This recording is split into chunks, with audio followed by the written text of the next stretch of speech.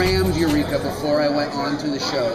It was a show that I had heard about and known about for a long time, but it just never like made it into my weekly habit. And when Amy asked me if I would be on the show, and I said I would absolutely love to, would you please send me some episodes so that I can get like an education in the show, because I know that this show is going to have a language and it's going to have a tone, and it's real important, I think, that I know what that is so that I fit in with everybody else. And she said sure, and we had breakfast and she gave me a stack of episodes, and I watched as many of them as I had time to watch, and I got it right away.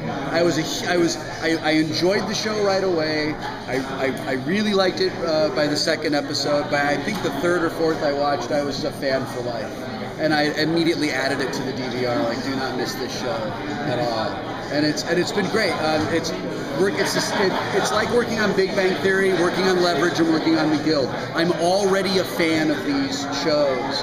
And so I know the characters, I know what their relationships are, and I know what everyone expects from it. So I think it gives me, it gives me a little bit of experience that maybe somebody who doesn't know what the show is about. It really was, and the cast is entirely responsible for that. The cast and crew, and I think Felicia will tell you the same thing, made us feel like we were family from day one.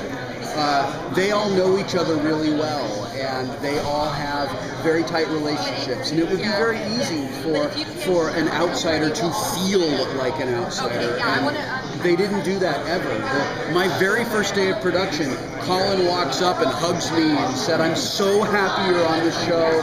We're so excited for you to be here." And I was like, "I love you already!"